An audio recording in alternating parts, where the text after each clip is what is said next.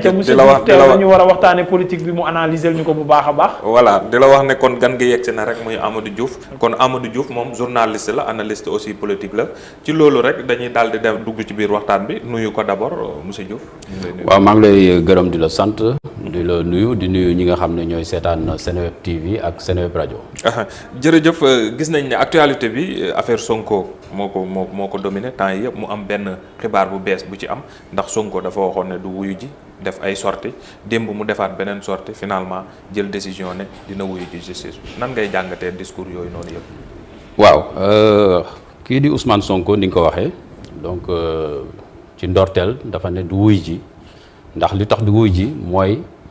ñi nga xam ne noonu la ñu lever lii di immunité parlementaire am jaarul yoon parce que dafa njëkkoon a wax ne bu fekkee ne lever nañ immunité parlementaire am dina dem wuyu ji. bu dee 9h 9h05 mu dem wuyu ji il s'est trouvé que nee na yokkoon na ci ne bu fekkee ne procédure bi respecté nañ ko ñu daal di lever immunité am mu ne respecté wuñ procédure bi kon du dem démb ñu déggaat ko mu ne gannaaw ba mu waxtaan ak ay avocat am waxtaan peut-être ak ay sëriñam ak ay kilifa yu ci réew mi nee na dina dem wuyu ji. parce que day bañ ñu coller ko peut-être beneen motif maanaam tey bu fekkee ne nee na demul mu am ay yëngu-yëngu ñu ne yëngu-yëngu yooyu moom ci boppam Ousmane Sonko moo nekk ci ginnaaw mooy commanditaire bi moom moo woote insurrection ñu coller ko daal di dolli ko ci dossier am corsé ko loolu aussi mu yokk ci ne bu fekkoon ne tey nee na demul tamit bu fekkee indi nañ waa GIGN wala waa BIP ñu ñëw jël si ko. ak nu mu mënta demee it danañ ne daa def résistance boobu tamit ñu dugal ko ci dossier am corsé dossier bi loolu yëpp la teg mu daal di ne moom kat moom day dem wuyu ji pour éviter li nga xam ne mooy un bain de sang maanaam pëccëxoo boo xam ne xëy na sax bakkan mën na cee rot voilà mais lu ñu am ba des daal boo koy jàngat aussi mën nañ ko gisee ne kii nga xam ne moo di Ousmane Sonko a évité l'humiliation parce que tey bu fekkoon ne dañ naroon ñëw jël si ko.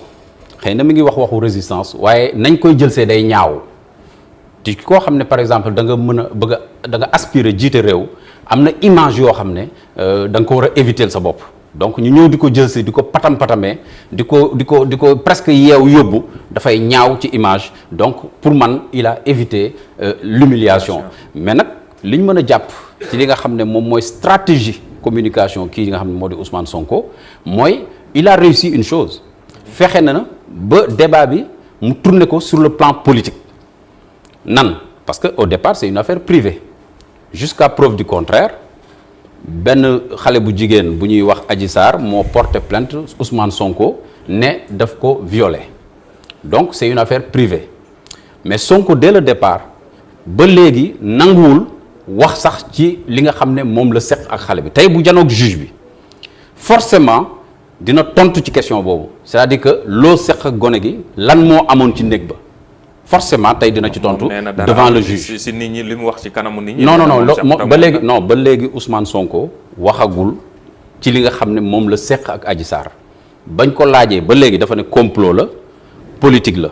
Macky Sall moo nekk ci ginnaaw ak nguuram waaye neewagul laal naa xale bi laaluma ko jege naa ko jegewuma ko ba léegi fi ñu toll nii waxu ko mais bu demee ci juge loolu amul kan non bu demee ba ci juge bi juge bi xam nga le juge d'instruction il instruit à charge et à décharge maanaam tey li nga xam ne moom lañ teg ci ndoddu Sonko indi teg ko ci taabal ji ne ko lii lañ lay jiiñ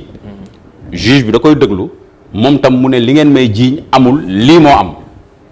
est-ce que dégg nga wax ji donc loolu tey lay am au niveau du juge parce que ba léegi Sonko taxawul ak li nga xam ne mooy yoon brigade de recherche dafa ne woon du dem section de recherche ne woon na du dem am na ci droit bi ñu lever immunité il est obligé mu dem léegi dem na bu demee day wax maintenant au-delà de complot la Macky Sall la nekk ci ginnaaw il faut que mu wax ci aali kalaj gi c'est-à-dire que lan moo xewoon ci néeg ba nan la demee est-ce que dara am na wala amul comme ni mu ko waxee nee na dara amul nii mais il faut mu dugg dans les détails parce que ay détails lañ koy tegal xale bi day taxaw teg ay détails yam fa bàyyi ci juge bi ne lii ak lii moo xew juge bi danaan ko lii ak lii la Adji Sarr wax yow Ousmane Sonko loo ci wax ci lii ak lii mu tontu point par point maintenant li ma doon wax sànq mooy il a réussi sa communication yóbbu ko côté politique loolu laa la bëgg a expliquer. C'est-à-dire que moom ci boppam dafa jël Macky Sall placé ko au centre du dossier du tudd sax Adji Sarr lu bari dañuy wax rek mu ne Macky Sall moo nekk ci ginnaaw. maanaam APR lay non te boo seetloo te boo seetloo départ bi waa APR ak waa Benno Bokk Yaakaar dañoo nopp ci yëf yi. est-ce que loolu tamit sax bokkul si lu na saxal xel gars yi dara. non dañoo noppi non c'est parce que c'est une affaire privée. c'est une affaire privée dañ noppi ci yëf yi bañ naan sax président Macky Sall moo leen noppi leen ci. am na wala amul mais en tout cas teeyoon nañ ci affaire bi parce que de toute façon c'est une affaire privée jusqu'à preuve du contraire maintenant bi ñu teeyee ci yëf yi Sonko fexe na ba yëngal leen dugal leen ci dossier bi xamul tax dafa tudd seen patron dafa ne Macky Sall moo nekk ci yëf yi donc ils sont obligés de répondre moo tax tey boo gisee réaction ñi nga xam ne par exemple ñooy waa APR waa Benno Bokk Yaakaar commencé di dem ci télévision yi di expliquer c'est parce que Sonko moo installé président Macky Sall ci débat bi moo ne Macky Sall la donc ils sont obligés de répondre dégg nga baax li mu wax moo tax ma ne la il a réussi sa communication politique dans ce sens-là maintenant ñoom nguur gi fi ñu échoué ci seen communication politique xam nga fan la mais barki démb rek laay soog a dégg ne il paraît que 15 dossiers la ñu jël teg ko ci loxo juge d'instruction te dossiers yooyu par le truchement du ministère de la justice dossiers yooyu moo dem assemblée donc ci 15 dossiers yooyu ñu ngi doon wax ay problème x ci 15 dossiers yooyu est-ce que xam nga ne plainte Adji Sarr ma nga ca réquisitoire procureur mooy lettre bay yóbbu document yi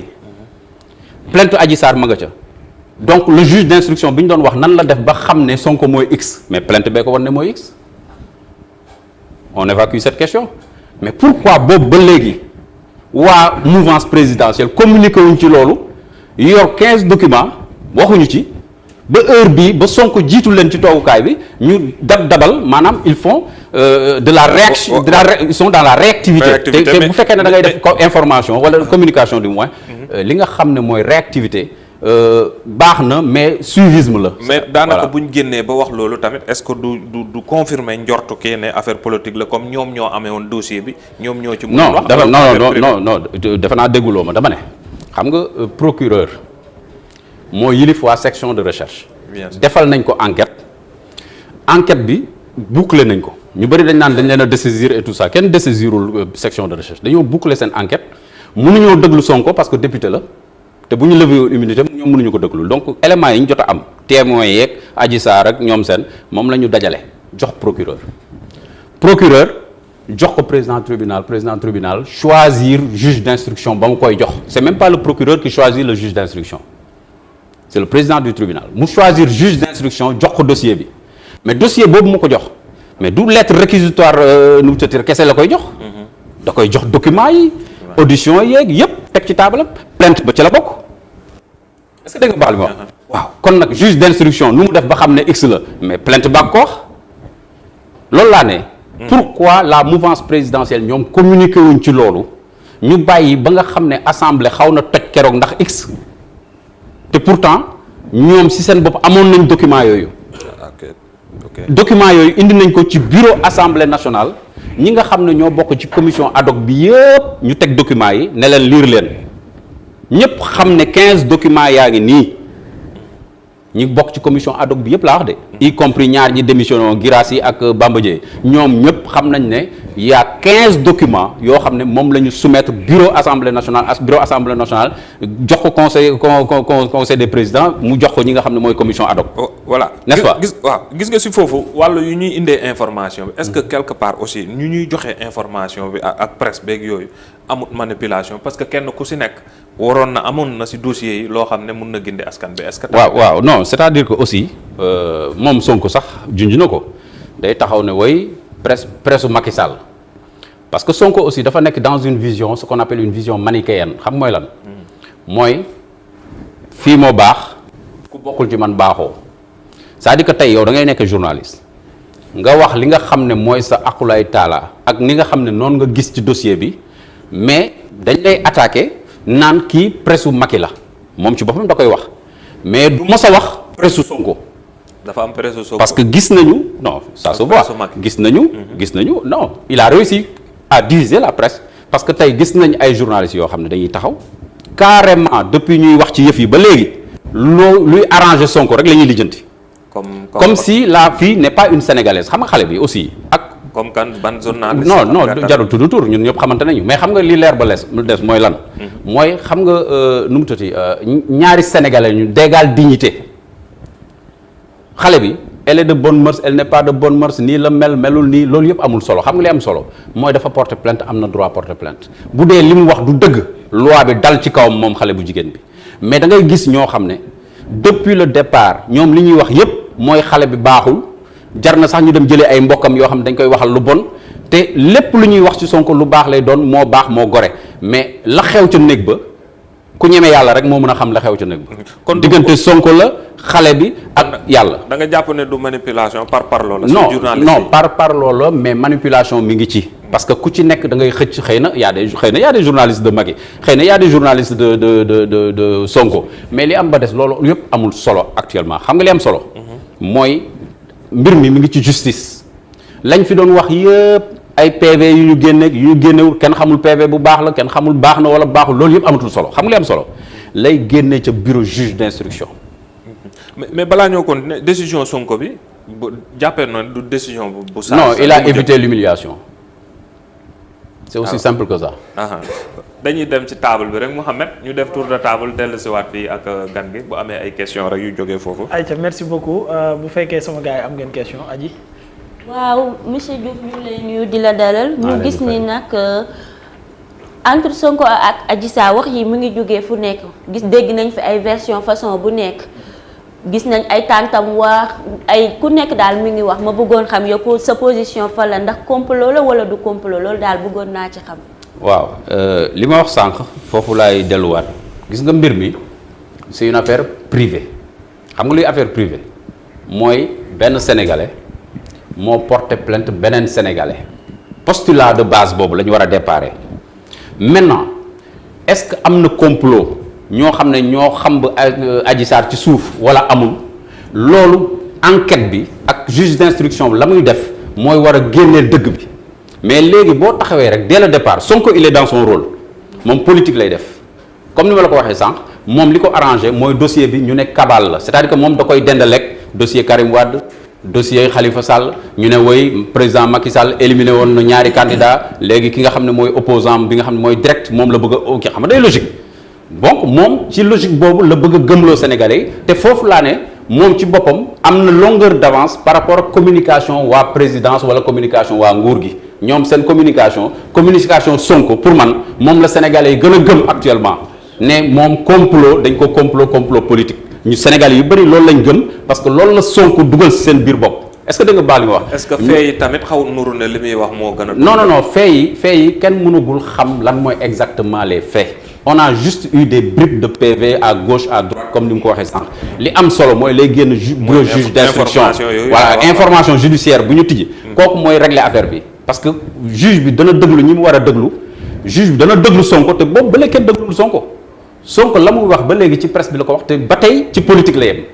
duggul ci affaire xale bi loolu laa la bëgg a expliquer tey dina ci wax nee na ay avocat am ñu ngi ci parce que jël na aussi ay avocat c'est évident léegi non avocat mi mosuñoo wax ci Adji Sarr bon mais à partir d'aujourd'hui ils seront dans l'obligation d'en parler parce que dafa jot pour wax ci waxu li nga xam ne mooy alikalak gi mooy xale bi moom lu ñu seq lan la kañ nañu xamante lu ñu seq ñaata yoon la ma maase nii la ma maasee détail près dina am loolu ci juge d'instruction bi lay amee donc pour tontu question mooy ku la ne complot la pour l'instant ku dul Sonko bi nga xam ne waxu politique lay wax ak ku ànd ak moom di wax waxu politique dafa ñeme yàlla parce que mënugoo ñoo xam complot la wala du complot balaa ñu koy xam ñu daal di indi xale bi confrontation dina am xëy na teg Sonko teg xale bi juge d'instruction bi dafay génnee mooy wane ne xale bi ndekete peut-être xëy na li muy wax yëpp du dëgg gis nga bu dee li mu wax yëpp du dëgg moom ci boppam dañ koy poursuivre moom xale bi dañ koy topp buñ ko toppee danañ ko topp ba topp ca ginnaaw ña nekk ci ginnaawam bu boobaa mais ba tey ay supposition ay yaakaar naa foog naa ku ci nekk di xëcc la couverture sur soi mais loolu réglé wul yëf yi donc ku ne complot da ngay avancé wu pour l'instant dossier da nga koy bàyyi mu topp yoonam jaar ci yoon mais nag politiciens yi aussi il faut les comprendre ñoom seen bopp xeexu politique la ñuy def Sonko il fait exprès de déplacer le débat sur le champ politique parce que politique lay def bu boobaa bu ko dendaleeg affaire Karim Wade ak yooyu day jaar yoon parce que nit ñi dañ naan ah mi ngi nii éliminé na kii donc Sonko ci desoon donc lu ñu tramé la c'est clair mais c'est une défense ligne de défense politique ça n'a rien à voir avec le droit. merci beaucoup monsieur Diouf ñu ngi lay jaajëfal bu baax a baax ci teew bi encore une fois ma bàyyi soxna Miana Faye mu laaj la benn laaj. gis nañ temps yi politique bi ni mu jaxee trop léegi ma lay laajte en tant que journaliste analytique ci arrestation bi nga xamante ne def nañ ko fi kii di Guy Marius Sagna ak Assane Diouf noo ko gisee ak récemment Dame Mbodj bi nga xamante ne libéré nañ. waaw ci Dame boobu nga jeexale ci laay mujjee man suma xarit la suma rakk la waaw mais Dame ba muy dem jour boobu di marchul pour CUSEMS marchul pour revendication syndicale bu concerné ay enseignants dafa dem pour une coalition qui s'appelle le peuple boo xam ne moom Clédor Assane Diouf Guy Marius Sagna ak ñeneen ñoo ko bokk kon bi ma gisee enseignants yi ñu jóg ne ñoom dañ waa G20 ak yooyu yëpp naan dañuy grève dañuy bloquer système scolaire bi pourquoi parce que dañoo jàpp kenn ci ñoom ñu ngi jàpp ay enseignants Bignona mais enseignants Bignona yooyu ñuy wax jàpp bi ñu leen jàppuñu leen parce que ce sont des enseignants dañ leen jàpp parce que dañuy def politique te xëy na dañoo dugg ci terrain boo xam ne xëy na posé nañ un acte boo xam ne waral na ñu peut-être ñu convoquer leen c'est aussi simple que ça donc enseignants yi j'avais fait un papier sur ça pour dire que les enseignants se trompent de combat ils se trompent de combat c'est le peuple moo fa yóbbu woon ki nga xam ne moom mooy Dame Mbodj maintenant Clédor Sène dans un pays normal yéen bu ngeen toogee sax ci Sénégal war ngeen a tiit xam nga ñan ñooy référence yi léegi Assane Diouf Clédor Sène qui a assassiné avec ses amis ki nga xam ne moo di maître Babacar Seye bon ñoom Guy Marius Sagna c'est des activistes yoo xam ne finalement activisme mooy seen liggéey amatuñ liggéey léegi ñooñ ñooy référence Sénégal mais war nañoo tiit non war nañoo tiit Senghor doit se retourner dans sa tombe Cheikh Anta Diop doit se retourner dans sa tombe parce que Sénégal bu wàcc na wàcc boo xam ne ça devient dangereux parce que man tey bu ma nekkoon Dame Mbodj du ma nangu bokk coalition ak ku mel ne Clédor Sène mais Clédor Sène dafa rey nit un éminent juge vice-président du conseil constitutionnel mu rey ko en 93 ñu tëj ko ça veut dire que jugé nañ ko de kenn jiiñu ko dañ ko jugé condamné ko. ñu gracier ko dellu si waaw mais boo nanguwul te ñu jugé la kay moom la chose jugée kay kenn waxatu ko. non la chose jugée déedéet mu ngi wax complot yi non waaye complot mooy lan complot yomb na nit ku dee ngeen am seen équipe et puis Clédor Sène du loolu rek la def oto ñoom Nicolas Balik le correspondant de RFI à l'époque ku ko lakk du ñoom Clédor oui il est habitué des faits c'est-à-dire que pour man Sénégal bu normal Clédor amul voix au chapitre kooku warul wax ba ñuy créer ay coalition le peuple ak ay yu ma xamul ñoom Dame Mbodj ak ñoom Guy Marius Sagna ñoom reyuñu nit complot wuñu nit nañu def seen coalition te teg Clédor fële beneen question. merci beaucoup monsieur Diouf ma bàyyi soxna Aïcha Thiam mu poser la question monsieur Diouf. waaw voilà monsieur Diouf ñu ngi lay nuyu baax di la dalalaat ak jàmm ci plateau 27 bi tey ma lay laaj en tant qu'analyste politique tey ban gis-gis nga am tey ci avenir u leader bii di Ousmane Sonko di leaderu Pastef ci politique parce que bu ñu ko takkalee nii amaana waaw amaana ñu setal ko mais y aura toujours des non-dits peut-être ak y aura toujours ñi nga xamante ne dañuy gëm ñii duñu gëm ban avenir politique tey nga ko gisal. waaw xam nga man bi yëf yi ne tell rek j'avais fait un papier. ma ne ñaari yoon gis naa sax Sonko di emprunter sama benn expression ñaari yoon moo ubbeeku ci moom yoonu palais de justice maanaam prison wala yoonu palais de la république ba ma ne bu fekkee ne li ñu koy jiiñ amul on lui aurait ouvert un boulevard vers le palais de la république loolu dama ko bind ca njalbeen xam nga loolu mooy lan bu fekkee ne xale bi li muy wax du dëgg ñu gëstu ko topp xale bi wax loo ko mu ne diw ak diw kilifa diw ñoo nekk sama ginnaaw ñu dem xool gis ne waa nguur gi la mais mooy Sonko falu na mooy Sonko falu na waaye nag bu fekkee ne aussi xale bi la mu koy jiiñ waxuma sax viol ba mais am na lu ci am sax mu séq ak xale bi am na ñoo xam ne seen xel dina commencer teey parce que kat Sonko dafa am aussi benn image bu mu doon incarné mooy koo xam ne nit ku jub nit koo xam ne il est fidèle yu caaxaan du ci bokk kooku bu ñu demee am na droit mu dem ci ay salon bu ko neexee moo xam raison bu ko fa yóbbu mais mën ngaa dem ci salon te doo fa def dara lu ñaaw ñu maase la nga génn dem sa yoon xëy na loolu sax mën naa nekk waaye nag bu fekkee ne jot na faa séq dara ak xale bi wax ma sax viol jot faa séq dara rek déjà loolu dina wàññi lu bari parce que dès le départ boo seetloo ñu bëri dañ doon wax naan non non non Sonko tegu fa tànk non Sonko du dem ci genre yooyu bi borom salon bi waxee ne daana fi ñëw ah nga gis ne Sonko ba muy def conférence de presse am mënut a wax le contraire mu ne daanaa fa dem mais lii ak taxoon ma fay dem dama doon faju bien que loolu sax mën nañ ci waxaat parce que kinésithérapie mooy def yooyu façon métit yooyu kinésithérapie moo koy régler c'est pas une fille de 20 ans te nee na moom sax une innocente lañu exploité contre lui ah man de du ma bàyyi innocente di ma maase innocente nga yemal ci innocente man innocente du ma maase parce que innocente xanaa xamul fu ay nerf feeteeg fu ay mbir feeteeg pour mën laa soulager donc massage boobu massage relaxant rek la mën a def mais mënu laa defal benn massage médical boo xam ne rôle ki nga xam ne liggéeyu ki nga xam ne kinésithérapeute n'est-ce pas maintenant bu fekkee ne moom Ousmane Sonko damay delluwaat ci wax ji am na tuuti lu mu seq xale bi rek day wàññi ci crédibilité am ak image am bi nga xam ne moom loolu la doon incarné di wane nit ku jub waxuma sax waxu viol parce que loolu beneen dimension la mais bàyyi sa ñaari soxna ay heure couvre-feu nga dem dugg ci benn néeg am fa loo seq ak ab jigéen te ñu naan sax yàq xale bi xamante ngeen depuis 2019 mu leer na yàgg ngeen xëy na di gise yu mel noonu aussi dafay xaw a tey xel te mën naa yàq lu bari ci li nga xam ne moom mooy image yu Ousmane Sonko parce que damay digresser foofu wax benn affaire bu am solo gis nga kii di borom salon bi ñu ngi koy topp mais tey bu ñu ko toppee moom pour incitation à la débauche mooy maanaam proxénétisme rek tey bu ñu ko jëlee jàpp ko pour proxénétisme ñu condamné ko moom soxna soosu est-ce que tu sais que Sonko acteur lay doon effectivement ah déet mënoo nekk proxénétisme te amul ñoo xam ne ñooy jouer rôle yi waaw loolu xam nga day doy waar mun na ñàkk donc yooyu yëpp moo tax ma ne le dossier bi dafa complexe moo tax sax souvent man dama bëgg a dugg dans le fond parce que y a le secret de l'instruction am na yu bëri yoo xam ne dañ ko xam mais doo koy bëgg a wax parce que boo ci duggee rek da ngay mel ni yaa ngi salfaañe li nga xam ne mooy liggéeyu juge bi moo tax dañuy junj rek bàyyi. mais bu ci taqee politiquement daf koy rey dootul mën a doon président wala lan ngay wala chance am day wàññi. non c'est-à-dire que loolu day fekk ñu condamné la. bu ñu ko condamné. voilà bu ñu la condamné wul sa der mooy yàqu rek ku mu neex nag nga ne non góor la comme ñëpp ah man yooyu dérangé wu ma terewul ma voté ko loolu kenn moomul kenn ah. waaw mais nag bu fekkee ne dañ ko condamné il peut perdre ses droits civiques et politiques. n'est-ce pas. ok merci beaucoup monsieur Diouf Toch. waaw monsieur Diouf dañ lay nuyu di kontaan trop sa teewaay si suñu émission bi ñun man sama laaj day jëm ci wàllum témoins yi ak preuve yi ñoo xamante ne ñun ci lañu waroon mën a sukkandiku pour xam ba xam Sonko def na wala deful parce que dañoo gis affaire bi mu commencé témoins oculaires yi mooy ñi nga xamante ne ñoo moomoon salon bi et tout ñoom tamit taxaw nañ témoin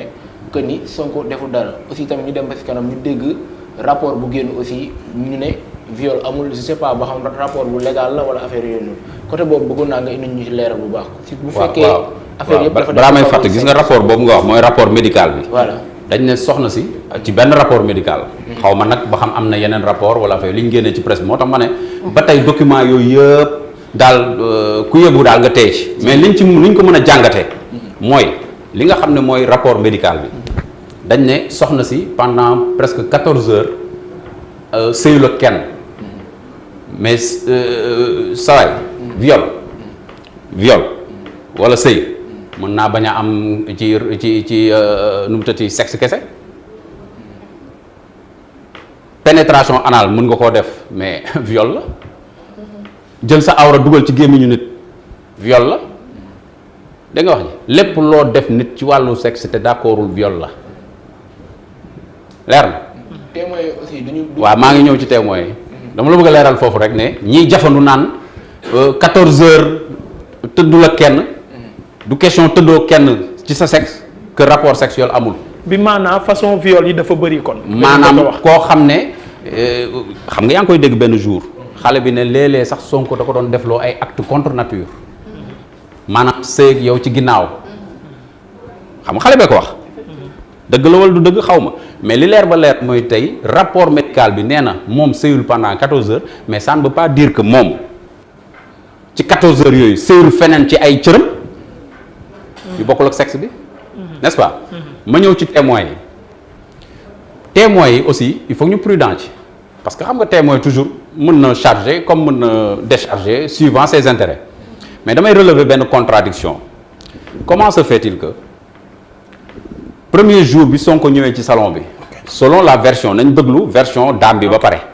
dame bi nee na monsieur Diouf maa ngi jéggalu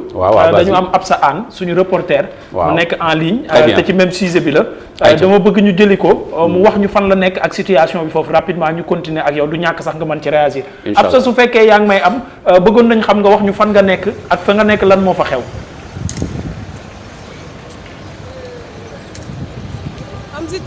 maa ngi fii Ameth Ndoye cité kër góor gi ni ngeen ko xamee tey jii la Ousmane Sonko war a wuyu ji juge du 8e cabinet bi li ko waral nag mooy digganteem ak Adji Sarr mu jiiñ ko li nga xamante ni bii mooy viol bu répété maanaam siif tey jii nag moom Ousmane Sonko fas yéene dem wuyu ji ki nga xamante ni bii mooy juge bi ni ngeen ko gisee nag mobilisation bi rawatina ci wàllu presse bi am na fi doole lool waaye itam takk der yi fees nañ fi dell nga ko dalee cité kër góor gi ci rond-point bi ba jëm ci booru Sacré-Cœur bi fépp dañ ko barricade ni ñu ma gisee nii ci côté rond-point bi laa nekkee ndax nanguwuñu kenn accéder ci kër yi nga xamante ne bii moo jege sax kër Ousmane Sonko loolu moo tax ñoo ngi fii nag moom Ousmane Sonko ba tey quitté gul këram ñoo ngi fii taxaw di ko xaar. laajaat la beneen laaj su fekkee tamit mën nga dëddu wan ngelaw li ginnaaw pour qualité sonore bi gën a leer ci auditeurs yi internet yi ñuy déglu mu gën a leer soo mënee dëddu rek wan ngelaw li ginnaaw mu lay dalee ginnaaw moo gën xam naa di nga ragal kulandeer waaye moo gën ci ñuy déglu beneen laaj bi mooy ndax gisagum nga mouvement biir Sonko gis nga oto dugg wala oto jénn wala dem ak dikk am biir këram. ni ma la ko waxee rek ñun jamono ji mënuñoo jege kër Ousmane Sonko ci rond point bi boo xoolee presse bi yëpp ci rond point bi lañ leen teg ndax nanguwuñu kenn jege kër yi nga xamante ne mooy kër Ousmane Sonko ñun ñoo ngi ci rond point bi gisaguñ nag ñoo xamante ne ay partisans Ousmane Sonko lañ ñi ngi fi gis daal mooy ni ci wàllu ñi jëm ci wàllu taskatu xibaar yi ak itam ñi nga xamante ni bii ay takk der lañ ñu fees fi lool daanaka dañoo barricade fépp foo xamante ni jëm nag yoonu kër Ousmane Sonko. ayca Ousmane jënd na wala jëndagul mooy laaj bu mut ma bàyyi la nga demaat ci léegi bi jënd na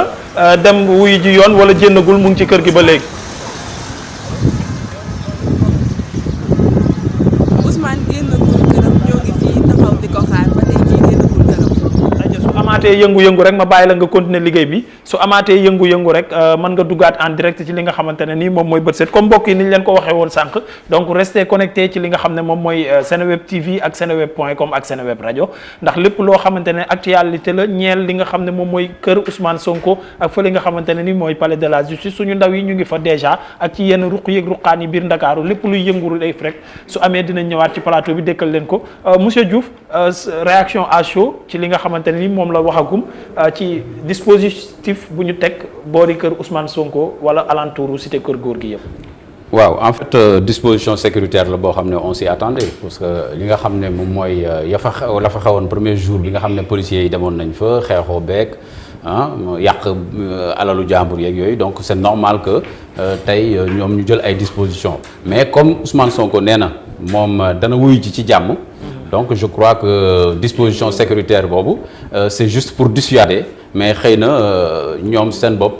dinañu voilà ils vont savoir raison garder parce que seen leader nee na dina dem wuyu ji déglu ji juge bi lu mu ko wax mu xam ne loolu moo fa génne waaw. merci beaucoup côté réalisation su fekkee Babacar Kébé moom yegg na palais de la justice moom it mu ñëw defal ñu situation bi ma bàyyi la nga continuer ci laaju tos bi. moom mooy témoin ci seen kii. justement waaw témoin yi xam nga boo borom salon bi dama ne la témoin toujours la muy wax. soit day dem ci boor bi mbaa mu dem ci boor bële mais li am solo daal mais dafa am lu ma relever mooy ki nga xam ne moom salon bi parce que yaa ngi naan ma waxu témoins yi seen wax ci dossier bi ban solo la ci am et tout ça c'est vrai mais ki nga xam ne mooy soxna soosu man waxam dinaa ci xaw a douter parce que am na tuuti ay contradiction parce que dafa ne premier jour bi Sonko ñëwee dafa sonné ne fii mooy Imosène moo nekk ci corniche bi ay analyse médicale ak ay yooyu lañ fay def te kër gu xonk cur ñu jël benn plaque bind ci Sweet Beauté Sonko ñëw jaawale bés ñu ne ko koy seet mu ne Imosène ñu ne ko fii du Imosène bu doon man damay defaat demi-tour ñibbi sama kër bu dee damaa jaawale waaye borom salon bi nee na premier jour boobu jour tabaski la fekkoon na ko muy toppatoo yàpp yeeg yooyu moom borom këram waaye li am ba des mooy nee na jour boobu maa ko maase ku jaawale fa mu doon seet du foofu lu ngeen waxante ba maase di am benn ñu laaj Sonko kañ nga fa njëkk a dem mu ne sama benn xarit fa ma doon fay dafa cher sama benn xarit ne am na fu baax foo xam ne fii am nañ agrément am nañ lépp nee na ma doxantu ba foofu sone ñu tijjil ma visiter xool kër gi gis ne nit a fa dëkk ak jabaram ak doomam gis ne kër gi set na am nañu sax agrément ma commencé di fa fréquenter waaw diggante waxu Sonko boobu ne moom il a pris son temps xool bu baax fi muy jëm ba commencé faa fréquenter ak daam bi ne par hasard la fa ñëw sone jaawale Imosène far mu maase ko moom premier jour ba ban la wax lañ ci war a jàpp kon nag boo may wax waxu témoin loolu laa lay mën a tontu pour te dire que témoin juge yi xam nañ li ñuy def xam nañ ban valeur lañ mën a jox témoignage ak fu ñu mën a yem ak témoignage. merci beaucoup man li ma bëggoon a laaj ci wàllu politique la d'une manière générale suñu doxalinu politiciens yi bu ñu gisee chaque fois dañuy gis ñu xarabante tey bu subaa ñu àndaat ba ci opposition bi mën naa joxe exemple Macky Idi Mburoog Sow pour jàll rek en pensant mais mën naa ñëw gën def taxaw seetlu ci diggante Ousmane Sonko ak actuellement yenn opposition yi discours ba mu daan am ci opposition yooyu ci opposant yooyu di leen ŋàññ mën nañoo wax waa parti socialiste mën nañoo wax waa PDS tey mën nañoo wax sax Bougane Gueye Dany récemment jàppante nañ fi ci jamonoy mbënd bi ñu gisaat leen tey ñu booloo loolu noo ko mën a analyser politiquement. waaw mooy en politique y a pas d'amis y a que des intérêts on pourrait comme on le dit pour les États. En politique y a pas d'amis y a que des intérêts Ousmane Sonko dafa yàgg taxaw ne y a une opposition à Macky Sall et une opposition de Macky Sall. boobu ñoom Bougane ak ñoom ñeneen la doon wax mooy opposition bu baax bi nga xam ne mooy opposition dëgg moom la mais beneen opposition bi ngay gis ni yëpp dañuy laamisoo rek waaye ñoom ñëpp ku ci Macky Sall tàllal loxo nga dem mooy opposition à Macky Sall mooy frontal ak opposition de Macky Sall bi nga xam ne Macky Sall moo leen téyal boppam moom loolu la doon wax waaye tey moom dem na di waxtaan ak ñi nga xam ne ñooy peut-être ñam doon woowee opposition de Macky Sall n'est-ce pas pour te dire que politique dafa tëradi politique moo tëradi moom taxawoon na fi ne anti système lépp luy système ba ne sax chef d'état yi fi newoon yu fi jaaroon yëpp ak kii dañ leen war a fusiller mais moom mi anti système moo demoon wax ak un élément du système muy Ablaye Wade n'est-ce pas donc contradiction yooyu moo tax politique teel a wax aussi ak radicalisme baaxul ci politique parce que yooyu yëpp dalay dab parce que politique alliance la ak mésalliance c'est-à-dire que tey mën ngaa ànd ak diw bu subaa contexte bi changé nga ànd ak keneen parce que l'essentiel li am solo pour un homme politique pour man mooy yow lan mooy sa ligne lan fan nga jëm ak lan nga bëgg a def ku ci d'accord ànd ak yow nga jël ko ngeen ànd dem liggéey ci loolu mais bul taxaw toujours di teel a xarabaate wala di teel a rejeter ñi nga xam ne ñoom nga bokkal langue politique mais pour dire tout mooy ki nga xam ne moo di Ousmane Sonko ak keneen a ci yem tous les hommes politiques se valent tous les hommes politiques se valent dans un sens que fu seen intérêt nekk rek ña nga fa